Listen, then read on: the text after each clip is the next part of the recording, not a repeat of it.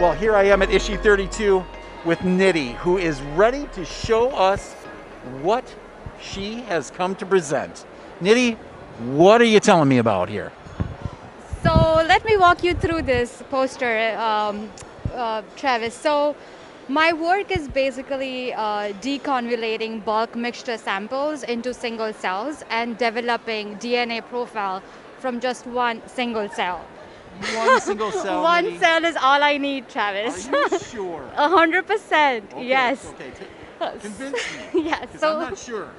so what happens is, what we usually do is, when we go to a crime scene, we collect the samples, which is a bulk sample, and we generate profiles in DNA. So the way that it is presented in court, like, we give it a likelihood ratio, like a weight to the evidence. So when it's a bulk sample, you have a lot of confining factors and have multiple people bringing the likelihood ratio up or down depending. So we are trying to work on that and trying to eliminate the other effects that we could in a lab, in an experimental way. Okay. So our approach is to kind of work around the bulk mixture pipeline, to work with single cells.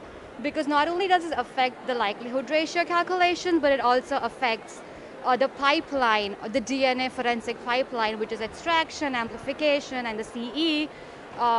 Because when in bulk sample, you go from one tube to another and you lose a lot of information, which does not happen in a single cell. So you collect your cell in one tube, and in that same tube, you do the extraction, your amplification, and then you take it forward to CE. So the information is not lost, which is amazing, which is what our work is about. So before even we make a single cell pipeline, we have to test if it actually works. So luckily, the lab that I work in, under the supervision of Dr. Catherine Gorgichek, she has already written about as to how the limit of detection and to get a DNA profile could be done with just one copy of DNA. So we have a base to start our work, and that's how we started working. So initially, we started working with a manual picopipetting technique. So we picked up one epithelial cells and developed profiles. So you don't want to just start making profiles. We want to make sure that every step is efficient and validated, and it works efficiently to get profiles at the end. So the first foremost step is extraction. So we looked at 4 direct-to-PCR extraction methods, which are forensically relevant for samples that we work with, and to select one which works well for our processes. So we did that, and we found that PicoPure works very nice. So then our next step was to take it to semi-automated technology, which is DepArray. So we work closely with Menarini. They help us with this technology called the DepArray technology, which helps us pick epithelial cells, sperm cells, and white blood cells individually. Individually. So, Okay. so we If you say so. if I say so. So we select those cells individually, and we try to develop profiles. So my aim as a student under my PI supervision is to perfect the single cell pipeline and to validate the pipeline for all different cell types. Because we don't only encounter sperm or epithelial, we also encounter white blood cells and a mixture of cells. So we have to be sure that it works efficiently for all cell types.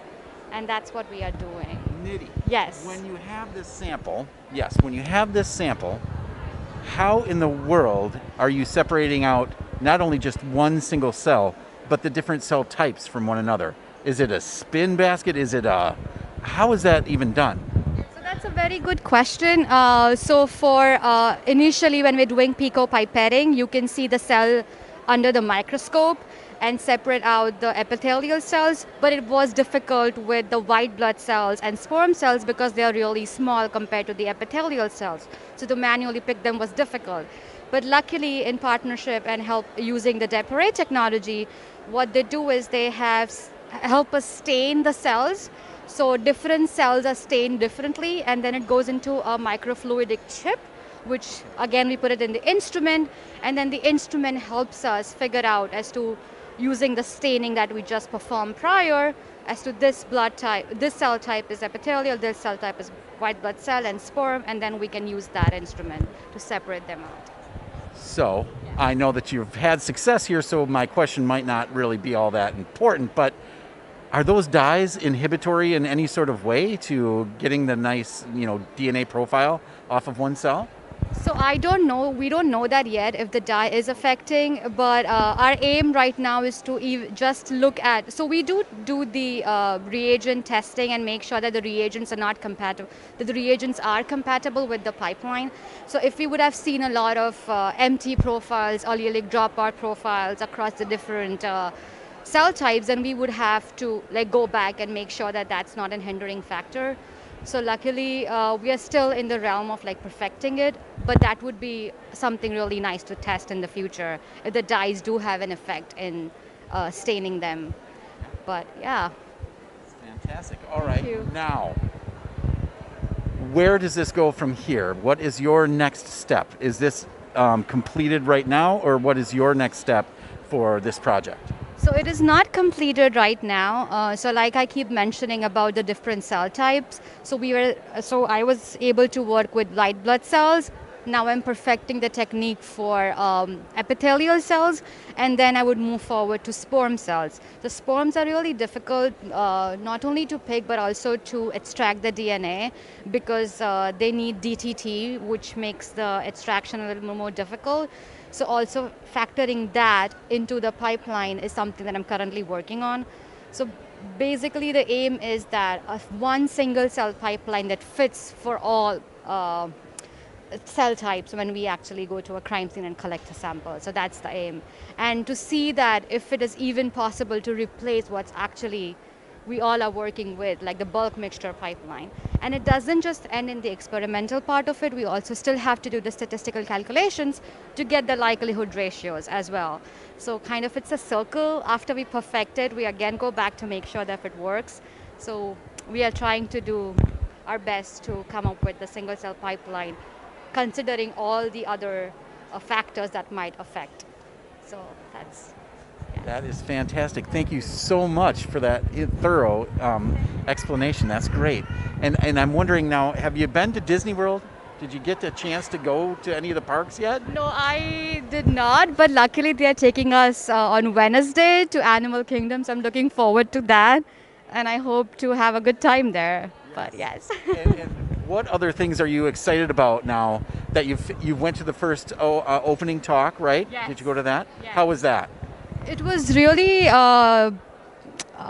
just very honestly, I don't have words, but it was very touching, and to hear about what was the aftermath of 9/11, which a lot of people are not aware of, and how much effort it took from the medical examiner's office, NYPD, all the PDs actually who came in and helped, and the volunteer organization to help identify the victims, which was just amazing. And the good part, I guess, of this conference as well is I will be getting a chance to interview Mark Desire tomorrow. So I will get to know and learn a little bit more about his experience and also as to what made him choose the field after all. So I'm really looking forward to that. That sounds like a fantastic opportunity. So how did you even get involved with being a student ambassador? I mean, how are other students out there? What do they need to do to even have this opportunity that I feel like you're getting here? Oh yes. So very honestly, anything where as a student, I would always look for something I could get a chance to network. Not only networking, but also seeing as to what other people in the field are doing.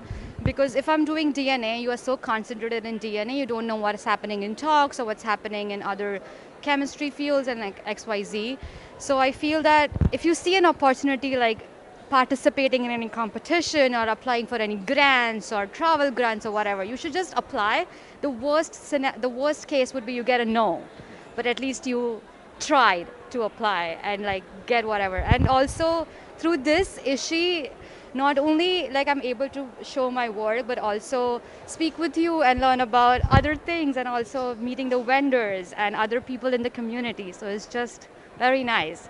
And it's not there's no ulterior motive, it's just meeting people at the end of the day. That's great, that's great. Thank you. Well, thank you so much. It was really nice getting to chat with you, and we will see you again around here somewhere, right, as you're making your way through ISHI 32.